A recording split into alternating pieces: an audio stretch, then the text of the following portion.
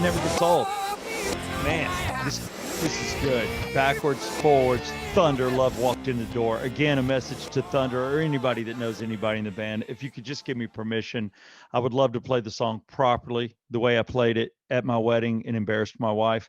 But right now I don't feel like giving up all the money. So there you have it. It is the Yeah Come On Show. I'm Southside Steve, your host, my co-host Brett Barney, and special guest Julie Smith. I'm going to go ahead and say that Julie is one of the prettiest guests we have ever had on, and she has a brain which makes her dangerous.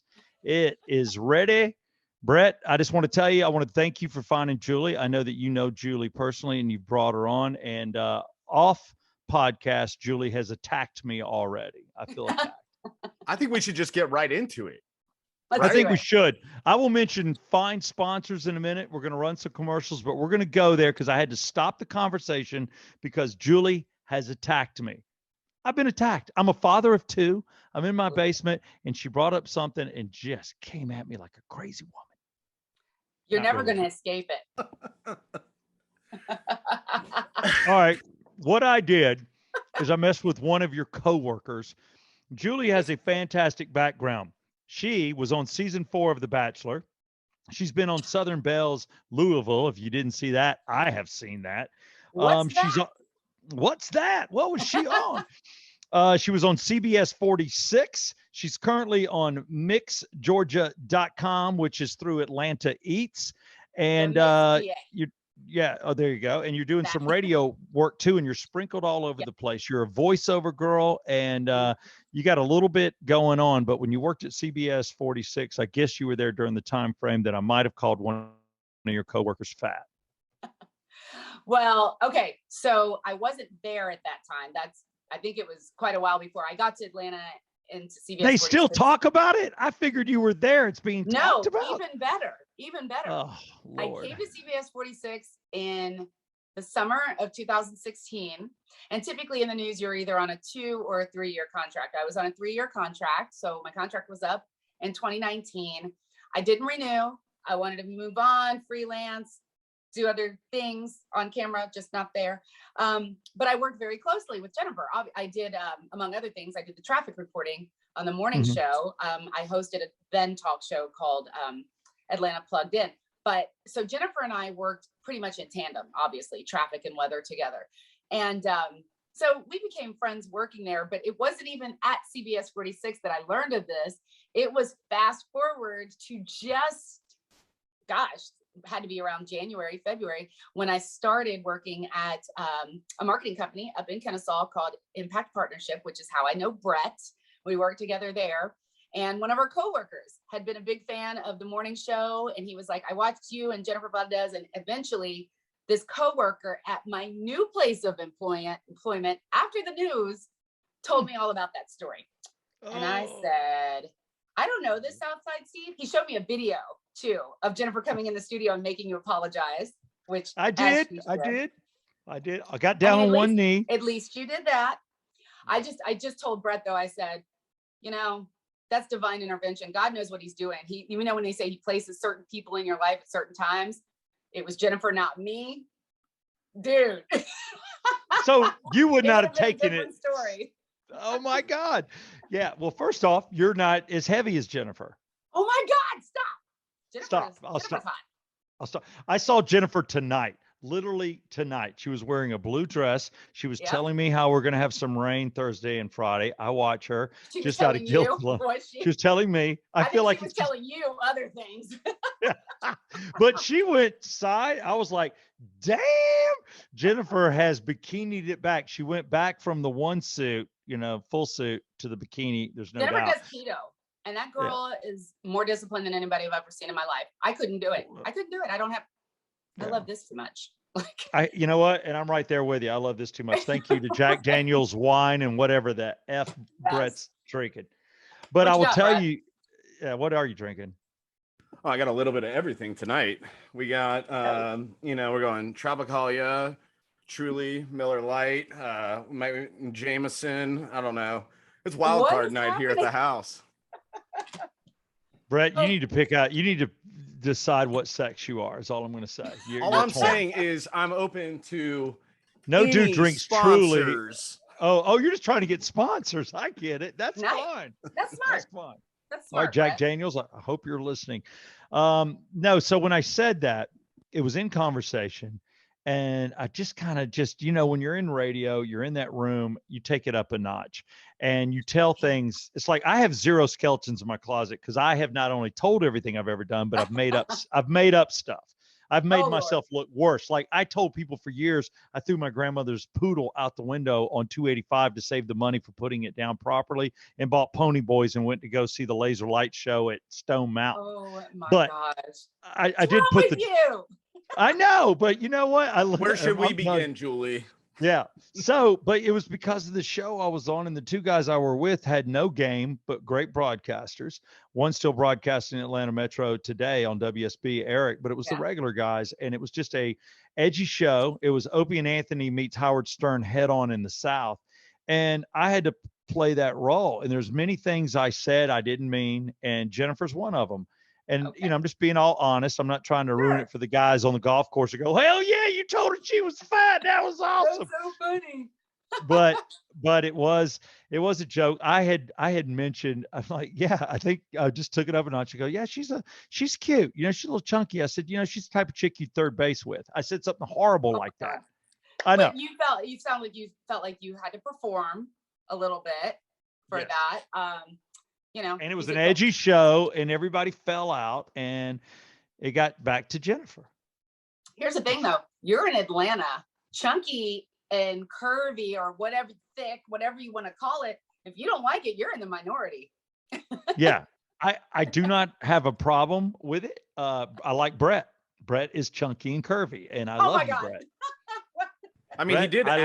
I love you, Brett, for you and your chunkiness. And Brett has got a brown bottom. I've seen it. It's like Winnie the Pooh's little bottom. How you are beautiful. You're back in the studio days when we actually got to physically interact. Yeah, I mean, we've all taken our clothes off. I didn't mean how did he see your bottom? I was like, how is it brown? Oh, he number one is light brown anyway. He's like, it's like God. He was barely cooked. Brett's got beautiful, beautiful baby skin. But he also lays out, and it's just, everything's light brown. Everything. Really cute. It is. He's like he's my Winnie the Pooh. I love him. Brett, you are precious. Yeah.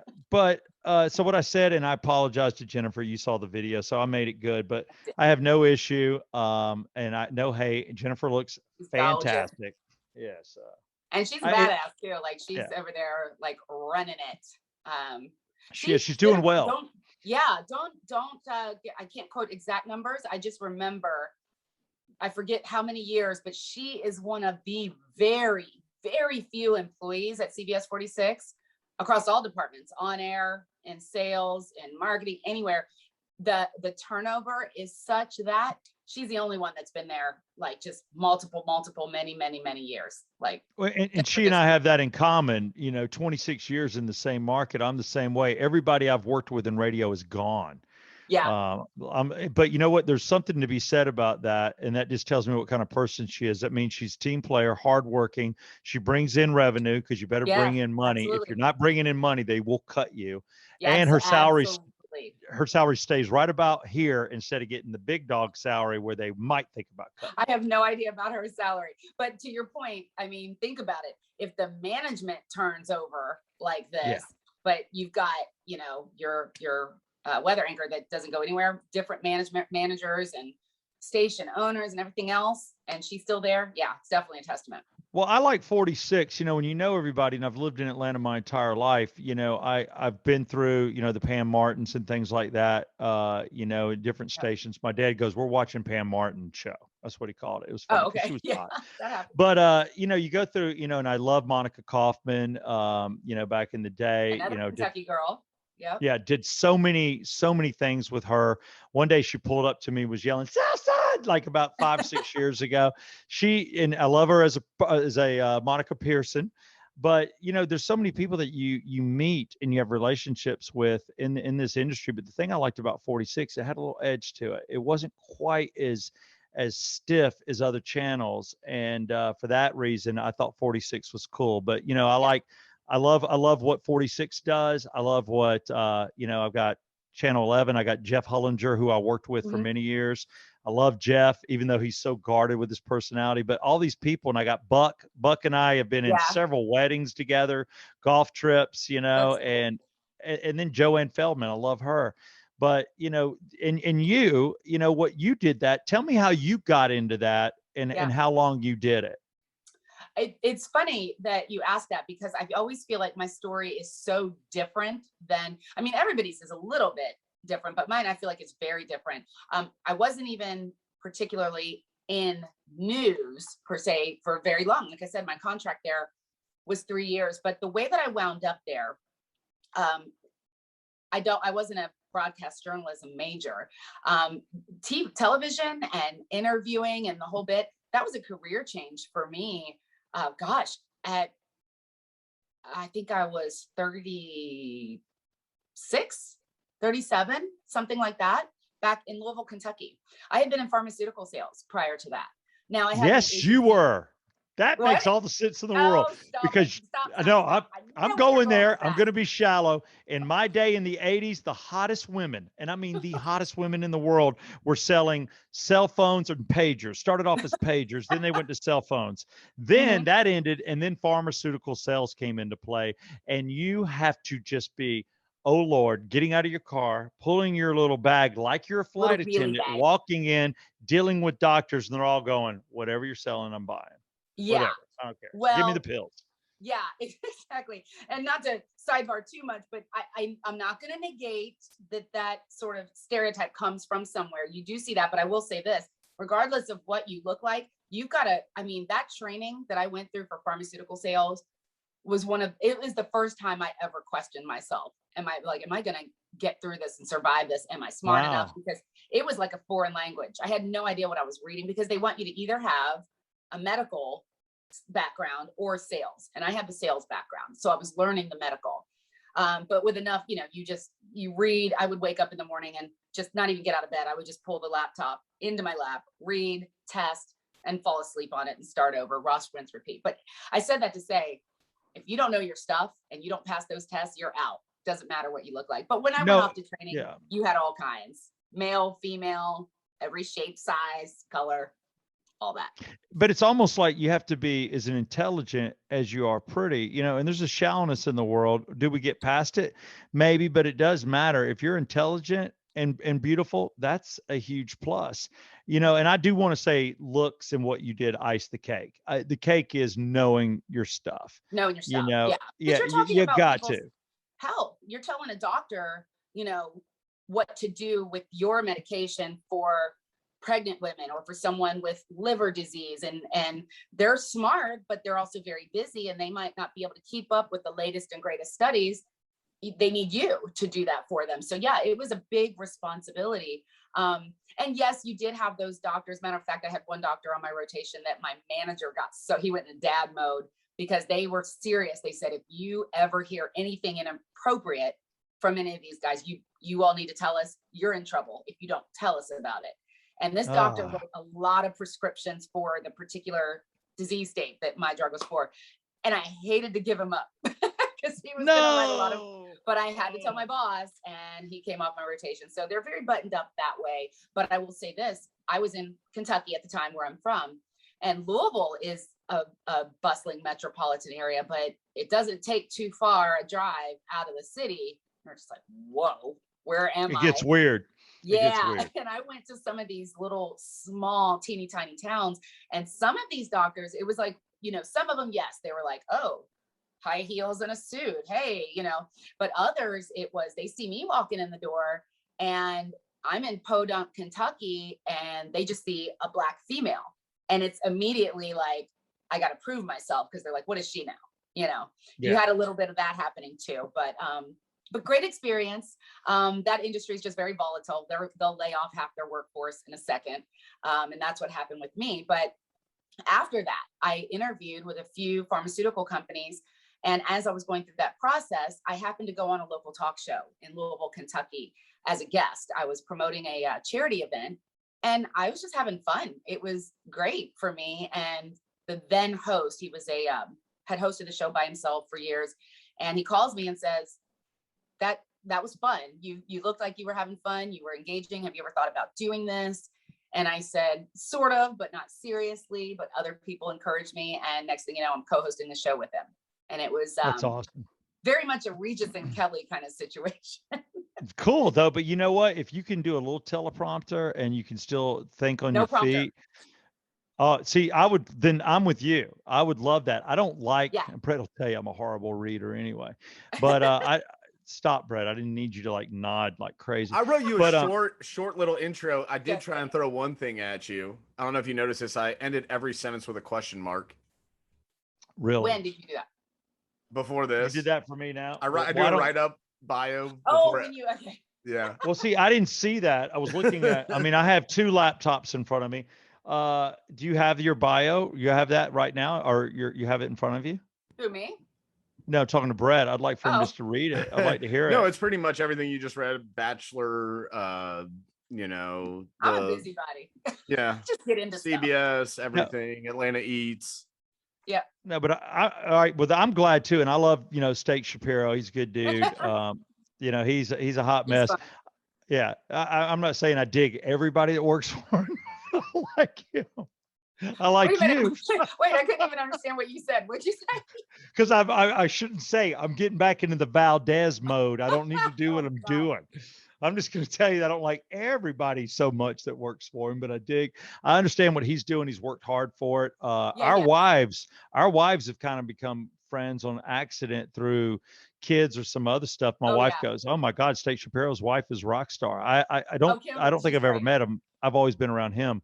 But, we were competitors. It's funny, in our business, when you work in the same city, it's like, when I finally started working with the 99X guys after competing in my 96 Rock days or anything else, there's heavy competition. And then you realize who's a douche and who isn't, there are people that can come across, like toolboxes on the radio, which some people, unless you get me or dig me or like shock humor, you could say that about me.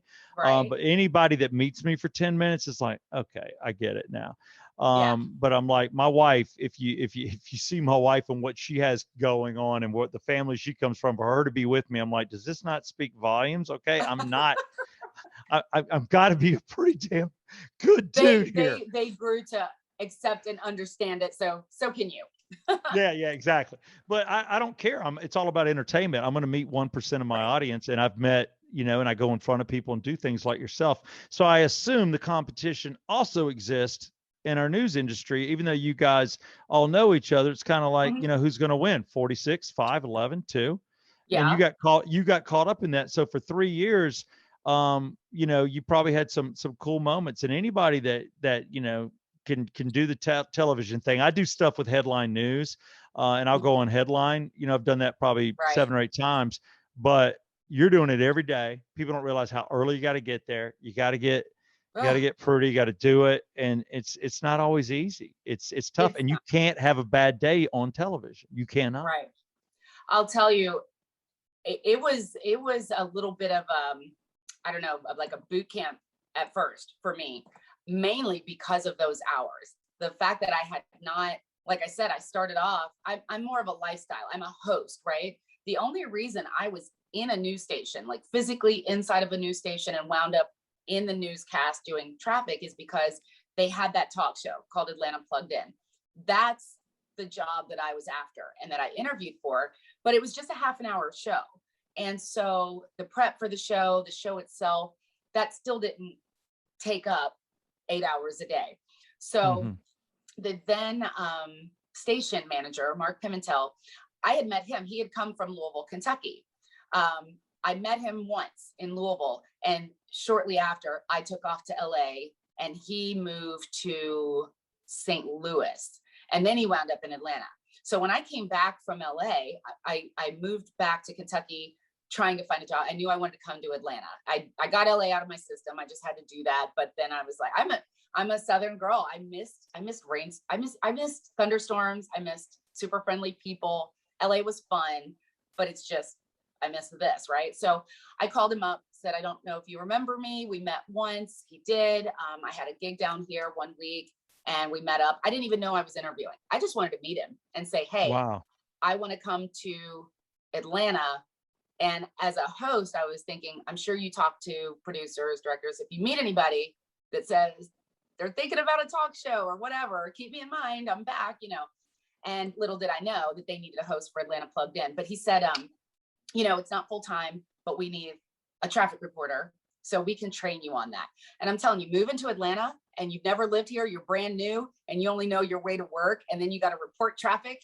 And then I used to call it whack-a-mole on air. Once rush hour hit, then I was pointing out the accidents. I'm like, it's literally whack-a-mole on air. It was a hazing. It was a little bit of a hazing. And like any industry, yes, you have competition, you have, and I would venture to say, in my experience, on the news too, even more so because it's such a visual thing. So for me, I'm just the type of person, I'm a people lover. Like I've got my arms wide open, right? And even that kind of irritated some people, like I was too friendly. Whatever, that's fine. But that was a part of every day too. And I just kind of like did my thing and kind of said, I'm not getting into that. Although it's so rampant though, it still affects you. It can affect you. It's It hard to does. escape. Yeah. And I'm like you, and it shocks people. People are like, God, I'm a hugger. I'm not a handshake. I'd rather bring you in tight. And I think what I have to do is make sure I keep the people that I live with, like my wife, my kids, my family. I have to give them that attention because I will meet a stranger and it's like people fall in love with you and then they want to know, hey, what are we doing next weekend? I'm like, I got all this going on. Right. This was a moment in time, but you come across that nice because all I want to do is make anybody's day better, and I will look at you and I will find 4 or 5 things to compliment you. Like I would look at you and go, oh my God, your skin is beautiful. Your hair. Oh my God, you're so awesome. I love your cadence, but it's all to make people feel good. Do you have open-toed shoes on? Because I know what's coming after that question. Well, I've got a foot fetish. But I don't suck toes or do anything. I just like to see good looking toes. That's it. And I'm looking at my pedicure now. I was like, should I put my foot up in the camera or no? I don't not doing it. You could definitely put your foot up. That is fine with me. Not doing it. Feet allowed. I hope for some reason I get you excited enough to pull Tom Cruise and jump up and down in that chair. I want to see your toes. But no, it's one of those things that there's nothing wrong with that as long as I think there's sincerity in it. Right. I know with me there is. I could definitely tell with you there is. And all you're doing is letting somebody know, say, I don't know if anybody told you, but you know what? This has been cool. You're cool, and it's just pumping a little sunshine in what a horrible world, we've come to live in at the moment until we figure it all out. So moving on from that, because I dig what you did, for 3 years, to me, that's rock star and definitely starting out in a city with 285, 75, 85 north and trying to figure all that crap out. I can't even imagine. I know how tough that had to have been. Caught fire and fell down. I was probably in my 6th month. I freaked out. Oh, that I remember that. I just thought, I'm not going to survive this. I'm not going to survive. Y'all, the interstate, that's where you go, look here. The interstate's completely shut down. 85 doesn't exist. Go another way. It was nuts. That's crazy. That's crazy. My thing to you, I want to talk to you about your reality shows, but I want to mention a couple of sponsors and pay bills here. Yeah. First off, I want to thank circle285.com. If you are looking for insurance, get a free quote from these guys. A lot of us are loyal to companies we've been with too long, and they cut you the second you make a mistake. You need insurance. You need umbrellas, especially if you have small children. Circle285.com for a free quote, as well as oxygenfinancial.com for all your money needs. Right now, there's a lot of Bitcoin talk going on. Ted Jenkins is your man. And then Ridgeline Counseling. That's Dr. David Markwell. Great for counseling. I saw him before I got married, and he told me it was going to be rough, and it is. No, I'm kidding. But no, Dave worked with me. He's a great counselor. So no matter what you're going through, maybe you're just crazy. And you know what? He'll help you get uncrazy. He's that good. And it doesn't matter whether you're 5 or 95, get it figured out. Have a great life. But right now, I do want to toss it to the commercials. We'll take a break. Here's Circle 285 and Dr. David Markwell on the Yeah Come On Show. I'm Allison with Circle 285 Insurance, and we've got you covered at every turn. Whether ITP or OTP, the only TP we care about is total protection for your family. Have you ever wondered if you're paying too much for home and auto insurance? Do you have enough coverage, and will your carrier pay your claim in an accident? Visit us at circle285.com for a free quote today. Visit circle285.com or call me, Allison, at 770-904-9586 for a free quote today. I'm David Markwell with Ridgeline Counseling. The current situation we're in is bringing all kinds of issues into our lives, everything from stress and anxiety to frustration, bouts of depression and loneliness. Well, we're here to help at Ridgeline Counseling. You can reach us at 770-993-9700, or you can email us at ridgelinecounseling@gmail.com. Currently, we're offering telemental services through video and phone platforms and in-person office visits. In the meantime, stay safe. We'll get through this. Yeah, come on. Back. Oh my God. Back with Julie Smith. Smith, is that a made up name because there's so many No, Smiths? oh my gosh, it's funny because I tell. Or is there a people is there Mr. Smith? I mean, are we going, or my dad? You're No. single. Oh no. I'm not married. I have a boyfriend.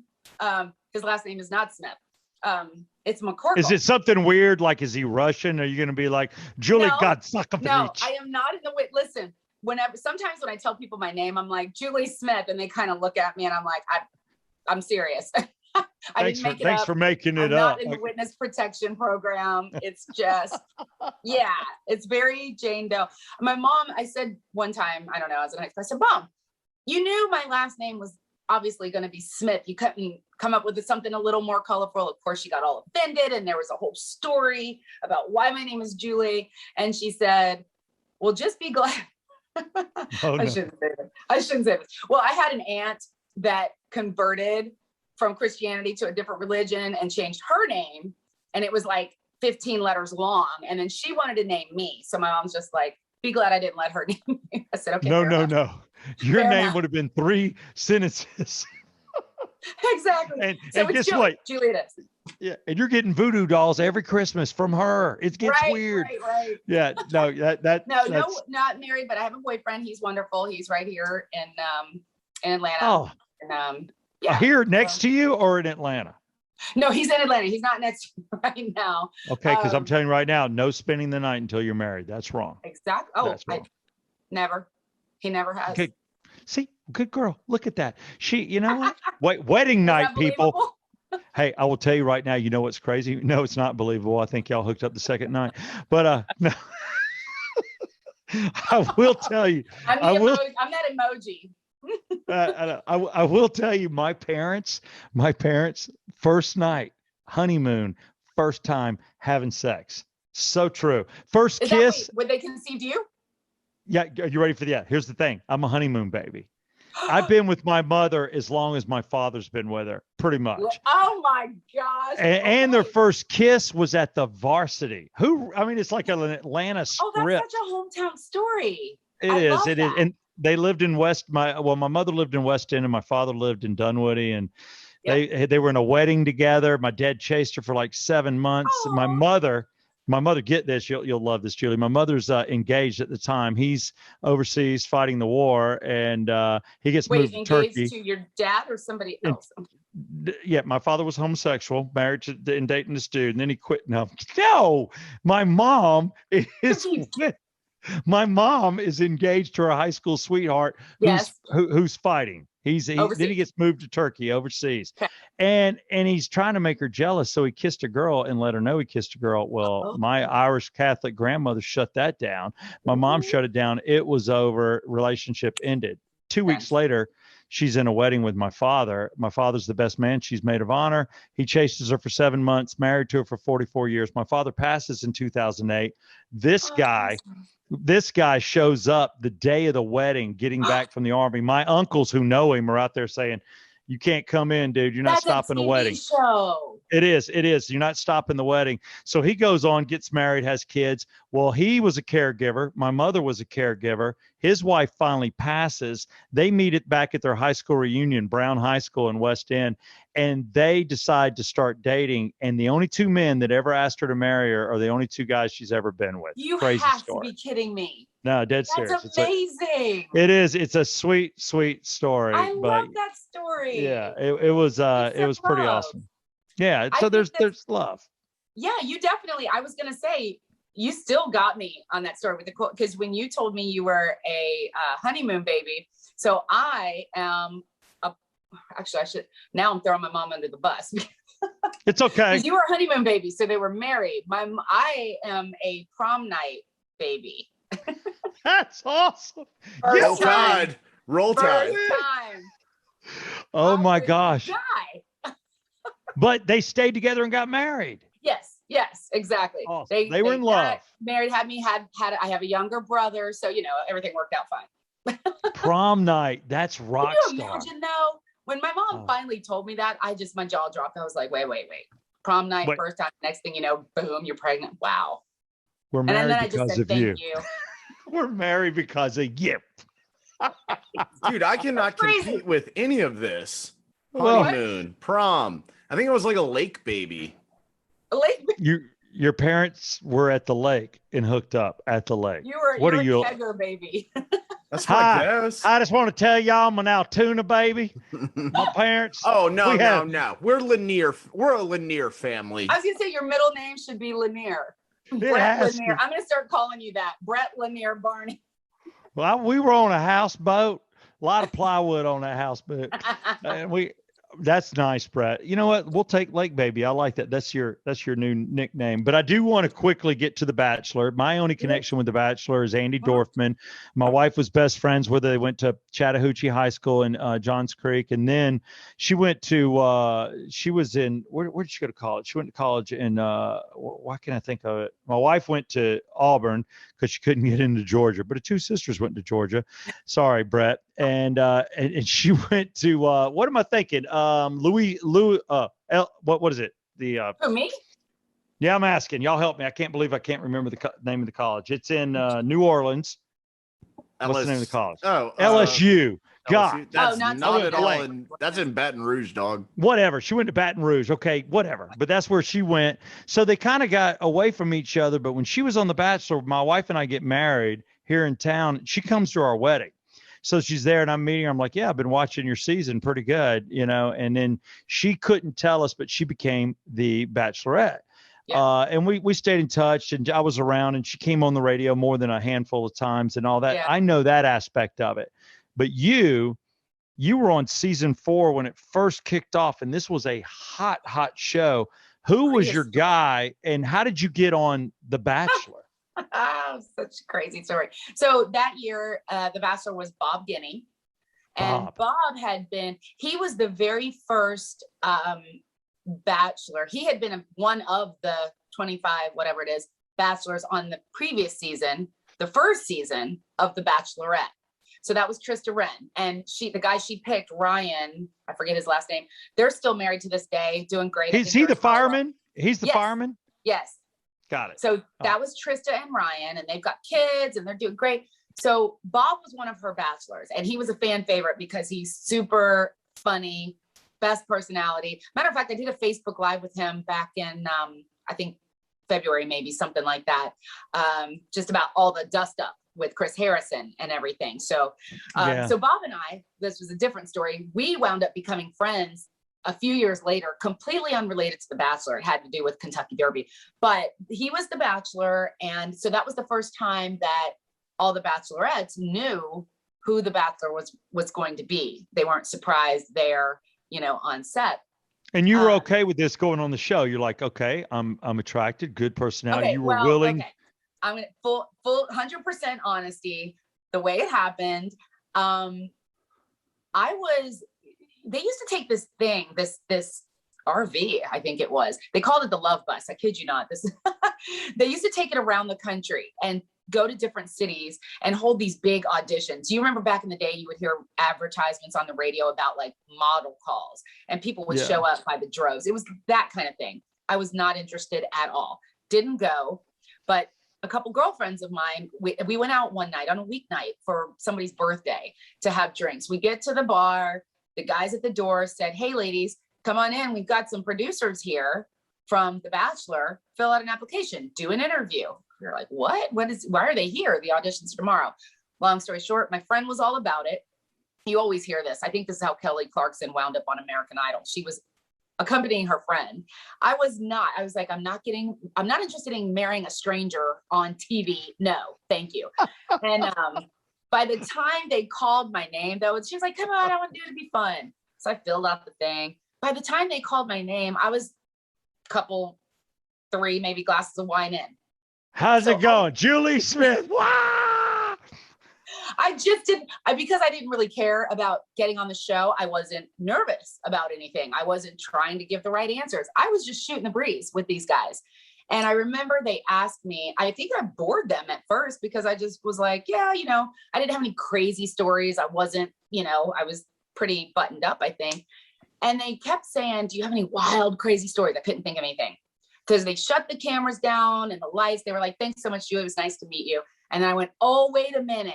And I remembered a crazy story that I have. I won't tell the whole story here. It just has to do with an ex-boyfriend and an apartment fire. It's a funny story. Did you Lisa Left Eye him? I'm burning all the dolls in the tub. No, I didn't laugh. I'm burning. But I will tell you, I'm to this day, I know that story is what got me on the show because I was in tears telling the story. They were in tears laughing and the producers liked it. I wound up on the show, but I wasn't going to make a fool of myself. So they couldn't get me to like climb Bob's lap and shove my tongue down his throat. None of that. I was way too buttoned up. So I was gone night one. The producers, I asked Bob many years later, I said, did you really have a choice in who stayed and who went that first night? Because he mentioned me and this beautiful girl named Shay from Louisiana. He mentioned the both of us that he liked getting out of the limo, but yet neither one of us stayed. And he was like, I was able to tell them, but then they either approved or didn't. And we weren't any drama. So yeah, they're looking for the drama. They never cut the drama girl. You're like, get her out of there. And they keep her to like the fourth girl, third girl. You're like, why did you do this? I can't stand this individual. But yeah, that's good that you're classy about it. And I did see your Southern Belle. Brett sent me that. The clip that I sent Brett. Yeah, you sent it to Brett. So it was called Southern Belle's Louisville. And Louisville. Louisville, I apologize. Louisville. That's pretty good. All right, thank you. Louisville. I am Southern. I want to say I can pull it off. So yeah, I saw you on that, and the guy comes in, good looking dude, whatever, and you're hanging out, and you're like, you were cool. I thought you were cool. You're walking out, you're like, hi, how's it going? And there was a one liner, I forget what you said, fish in the sea or something you said that I thought they made me say that. Oh, they gave you the line. They made you say that. Yeah. Well, or they made you miserable. Okay, I'm gonna be concise. I'm gonna try to put this in a nutshell. That was The Bachelor, and that's another thing. I've been on 2 reality shows. One people know, one people are like, what's that? But I promise you, neither time was I looking to get on the show. The first time I was younger and it was a free vacation in Malibu. Yeah, I want to go. Done. I'm in. Fourth season, The Bachelor's the thing. Yeah, it sounds fun. The second, Southern Belle's Louisville came around. Those producers came to Louisville, Kentucky around 2009. And the reason being they had already used up all the big cities, New York, LA. They'd used up the beach cities. They needed more places to film these shows. And somebody said, Louisville, Kentucky is a very well-kept secret because a lot of people think Kentucky, Tennessee, toothless, barefoot. They were like, they're going to be surprised to see that there are, savvy, business-minded women that are, there are martinis, sushi, and high heels in Kentucky. Some people are shocked at that. And so they came to Louisville and they put this show together. And when they first reached out to me, I said, how did you get my number? First of all, they just started hanging out in the city, in the social scene and asking people, who should we call? Wow. We're thinking about, we want kind of like a Sex in the City, but set in a Southern city. And that's Julie Smith. That's my name apparently came up several times. So And That's I said great. no. I said no for a month. I was like, nope, I've seen the Real Housewives drama. No, because I was older. I had a full-time job. I was like, you all aren't going to set this grenade off in the middle of my life. And not going to lie, not that I can be bought, but I was shocked when they finally gave the formal offer. And I was a single girl I was like, I can't pass up this kind of money. That's crazy. So I just thought I got to be on my P's and Q's for a couple of months. You got to be good. But they do. They manipulate big time. They do, you know, and my only taste of it was Kim Zolciak, and we dated, and you know, we'd met, she'd come in the studio with the girls and we kind of hit it off. And then she and I were on a front cover of the Creative Loafing, and it was like people you love to hate, people you love. Yeah. And it was her and was I. that you or her? Or both of us. We were both the two people in Atlanta. People love, meaning they love us, but they hate us. Love to hate, you know, because it, like the Jennifer Valdez thing, just bad things that things I say I don't mean. But we're in this together, and we do it, and we start going out, and she's in LA, and this is after, you know, she's getting out of the limo, and she's like, what am I going to do? I'm about to get out of the limo and I'm not wearing panties. I'm like, Kim, what are you doing? You know, Britney Spears just got popped for this. What are you doing? And she gets out. Did that. Of course, there's a picture. I'm like, you did it on purpose. I know what you did. And then she's in the limo with Demi Moore. You want to talk to Demi? And I'm like, so I'm starting to get a little weird. I go to a couple events, and it's kind of weird for me as a guy that grabs the microphone and does what I do to kind of take a back seat in clubs that, you know, they're not going to hire a rock guy. And I'm going in with her as like the boy toy. And I saw how it was sizing up. She's coming by my house. You know, her assistant goes down with the girls and she hangs out in my apartment. It was just not my apartment, but my loft. And I was like, what, this is just, I'm going to be that guy. So when we quit seeing each other, the very next week on People Magazine, she's dating a female DJ, and she's on the front of People Magazine. Oh, I remember that. Yeah. That was a week after this kid said, nah. So, you know, and then, you know, Corey, you know, I'm glad she marries a Falcon. They're having kids like crazy. And, you know, I will tell you, she's a hell of a lot cooler than she is on screen, which, you know, and I know you get that. That doesn't surprise me at all. She's very cool to be around. I liked her, but on screen, woof. I mean, it's riding down the world. It's a very, I mean, the little taste that I got, I mean, Southern Bells Louisville did one season.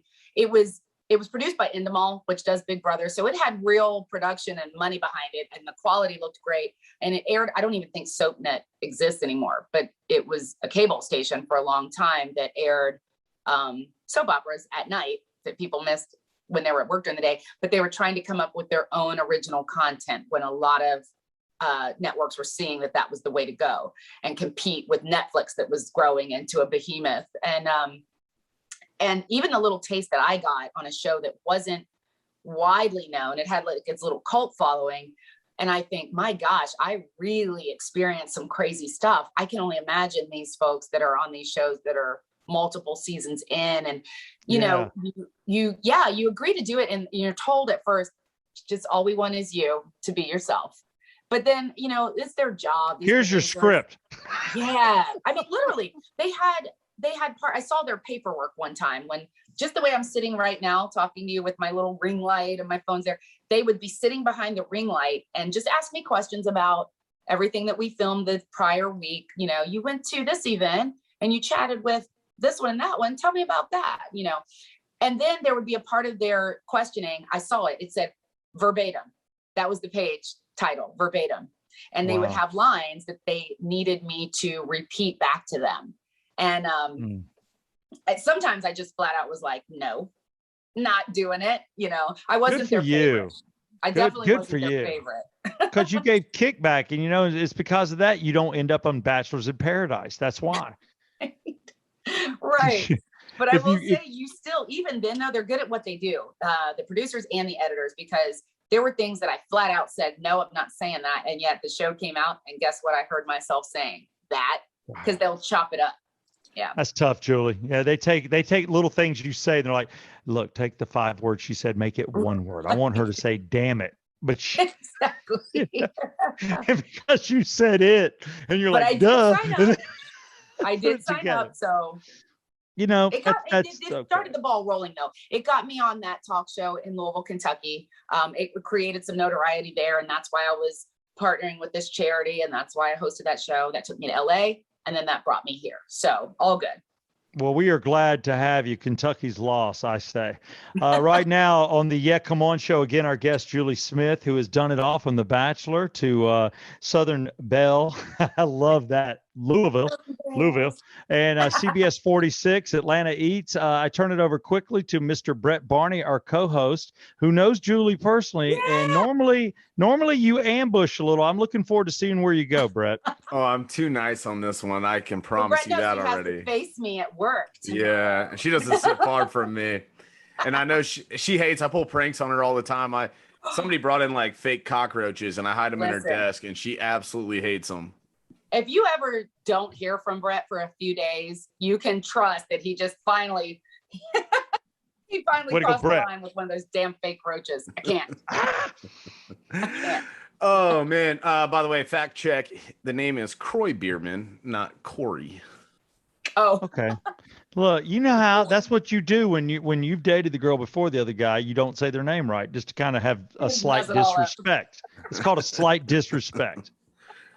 I think what's funny is I think you already answered my first question. It was on a scale of Michael Jackson's marriage with Lisa Marie Presley to Alex Jones' takes on the news. How real is reality TV? Oh. So I think that one's already spent, which took me, a solid 5 minutes to write. But not my fault. I blamed Julie. She went there and she's the one exposed it. I knew a little. The rabbit hole. Yeah. How long is the NDA that you have to sign to be on The Bachelor? An NDA is non-disclosure agreement for people who don't know. It's huge. I will not only the NDA, but the whole process. I'm not kidding. Before you go on the show, they flew me out to LA, or all of us, put us up in a hotel and quarantine. That was my first quarantine experience. They don't want you to see each other, but you're in a hotel room for, I think it was at least 2 days. Filling out stacks of paperwork, and you're getting psychological evaluations. And I honestly, it is what it is. I'm not trying to knock them, but I'm like, I think that was as much, if not more, for their benefit than ours, to make sure that they weren't liable. If they had somebody that was, expressing that they were unstable and then something bad happened, that kind of thing. But yeah, the paperwork was thick for sure. How did that compare to any of the other shows or jobs that you've held on TV? Oh gosh, obviously the whole purpose of it was just so different. Everything else that I've done on TV has been work. I had a job to do, you know what I mean? The Bachelor was just fun, and Southern Belle's Louisville, that was playtime. There was definitely, when it came time to, I decided I wanted to make hosting a real career. I felt like I couldn't even use footage from those. I'm like, I'm not working there. I'm just hanging out. When you got out of the limo, did you say anything super creative, cliche, whatever, to try and catch a little attention? No, I did not. And they did tell us the day before we had a meeting, and they were like, okay, girls, you're going to meet Bob tomorrow. You got one chance to make a big impression, blah, blah, blah. So, they didn't say you have to, but they were like, if you want to be. And I thought about it, like, and I just was like, you know what? It's just not me. If I'm here and if I'm going to stay on this show and it's going to be because not for any theatrics. This guy's going to just be into me. I will say to this day though, if we pulled Bob Guinea on here right now, he always likes to say, he goes, I messed up. I completely messed up. He goes, but I did call the producers back. He was like, it's before they started bringing people back that had been let go. And then all of a sudden, halfway through the season, they show back up because they weren't doing that yet. But I said it. That's what he tells me. Yeah, that sounds like a very easy out. Yeah, it does to me. Bob's not my boyfriend, though. It's all good, so I can say that stuff. What's the sleeping situation like? So I guess you get there, you get out of your limo, and then you walk in, you're like, okay, where am I spending the night? Now, granted, I guess you said you didn't spend the night there at all. I didn't spend that first night, but I'm still in touch and still friends with a few of the girls that were on my season. And it really is a mansion. It's a huge mansion with multiple bedrooms. So most of the girls have roommates, and it really is the Bachelor's in his own, wherever they put him up in his mansion, not far away. And then the girls are usually rooming inside the mansion. Yeah. Are you able to say how much or even if you do get paid to go on the Oh Bachelor? yeah, no. So at least in my season, we didn't get we didn't get paid. Now the ones that make it closer to the end, I have no idea if they do or not.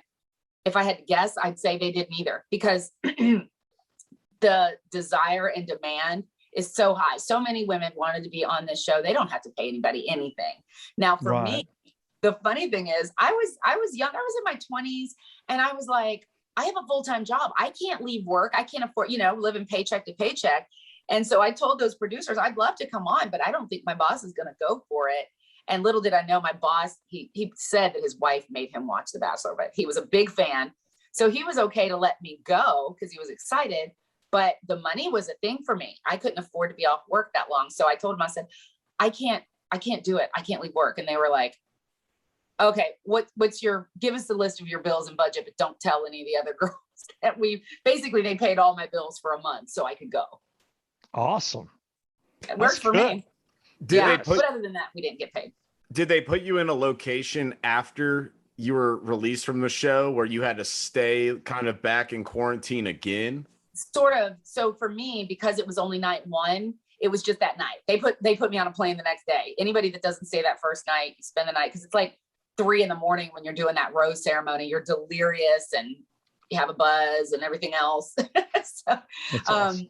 You go home, but you are obviously, you signed all that paperwork, so you are sworn to secrecy. You can't say a thing. The other girls who have been there longer, they do have to do that. They put them somewhere in a hotel and they have to stick around, and because they really want to keep them away from people. And then when they do go back home, they're still like, you can't talk, which is difficult to do. It is. I hate the leaks. I don't know about you guys, but my wife, is in it. And for years, depending on which girl I was dating, I watched it, and I always swore I don't want to watch this. I get sucked in. Once you watch one episode, that's it. I'm in. And yeah, you're exactly right. I was always like, don't leak it. I hate the leaks. I don't want to know. Like my wife, I'll be vested and we're 3 weeks away. And she goes, well, and I'm like, don't tell me. I'm not going to, I don't want to know. I want to know. Yeah. But I hate the leak. There shouldn't be. Yeah. In hindsight, is there anything that you would do differently? And if offered, would you ever do it again? Oh, I get that question in interviews and just talking to people all the time. Would you do it again? Because again, the crazy thing is I've done it twice and I really was not seeking it out. I promise you, it fell in my lap. I always say, I don't think so. It's not my desire. I guess it would depend though on what it was that came my way. If it was something like, if it was a dating show or something like that, no interest. Now, competition shows, if it's legit, in my opinion, like this is a real, whatever, physical competition, or like what do they call those rooms that people go in? Oh, escape rooms. That kind of thing. Yeah. Then maybe, especially, I mean, okay, they're going to pay me to go do this cool thing. Maybe so, but not the stuff that thrives and works on drama. Way past that. You could do Survivor. You just, you come off the show losing 20 pounds and, you have leeches. I can't do bugs though. Just ask Brett. Brett knows. No bugs. I couldn't do Survivor. I can't. Oh God, just thinking about it makes me itch. Ugh. So I guess naked and afraid is out of the question. Even worse. Bugs are even worse. They have more access to the whole. No. Just no. I never understood that show. I'm like, I don't either. Naked and afraid. I don't understand any of it. The whole, what is the you marry a stranger, married, whatever. Married at first look or last look or something. First sight, yeah. You've got to be super desperado and just need attention too bad. Yeah, there's no way. I imagine, I'm like, are these people getting paid bukus to do this? Because I can't imagine why, but. No, I just want to get more followers. I want more followers. That too. Oh, I mean, that's a good get point. More followers, get paid. Driver. Yeah. Mm-hmm. That's it. That's all it is. All right. My last question, Julie, I have to ask you. You're a Kentucky girl. Oh, can you see my wine glass? Yeah, I see it. There you go. Kentucky girl. If you could only pick one, and by picking the one, it eliminates the other, which would you choose? College basketball or horse racing? Oh, Brett, that's cruel. He can't do it. Wait. And I know you've covered the Derby and done a bunch of different stuff. Brett, that's tough. Oh my gosh. These are literally the two things that make up, especially Louisville, Kentucky. Although Wait, the Lexington I have to people ask, would argue. I'm going to cut you off real quick. Did you cheerlead for Louisville? No, I didn't. Because you have the pom-pom. Oh, at work, I have a pom-pom. I love that pom-pom. No, I'm just a super alumna fan because it's just, I mean, it's an experience. I was in school partially the end of the Denny Crum era, but Rick Pitino is a whole different rabbit hole, I know. But there's nothing like being a U of L fan and at those games when Pitino was in his heyday. I mean, it was just amazing. That's hard, Brett, because the Kentucky Derby, what happens if I don't pick one? What happens to me? The show ends. Well, we go Sopranos. We cut to black. I got my ponies with me. Pio Mike. Come on, we cut to black. I feel like no matter what I say, I'd regret it later. And I'm probably going to call you tomorrow and be like, I changed my mind. But I think I could answer it for you. Just meeting you and reading you. You got to love the Derby because it is cool. It's a one day. It's the drinks. It's the celebration. It's the beautiful outfits and the hats, which you would look. It's got to be that. If I had to choose, I mean, that's hard. This almost makes me sick to do this, but only because I'm almost kind of doing that on paper thing. The Derby, and shame on me, I should know, it's 100 something years. It is the longest running consecutive, without any breaks, sporting event in the US. The longest running. Even during the pandemic, there were no spectators, but they still ran a race. The horses ran. So just based on that tradition alone, that it's been going so long and people from all over the world, I'll never forget looking up one day and kid you not, I saw Puff Daddy and the Queen of England chatting it up. I'm like, what am I saying right now? That doesn't happen. That's great. It's huge. Well, there it is. I think we have our answer. She's a horse racer. She's going horse racing. That's true. She was probably teaching him. She was probably schooling Puff Daddy on what was happening. She was probably telling him who to bet on. Yeah. Ciroc sucks. That's what I'm sure they said. You should try Ciroc and tea. Yeah. Ciroc and crumpets. Oh my God. That's great. I love it. Well, it has been an absolute pleasure. I got to tell you, I've had fun too. So hopefully, I'm not the bad boy you thought I was coming in. No, you have redeemed yourself.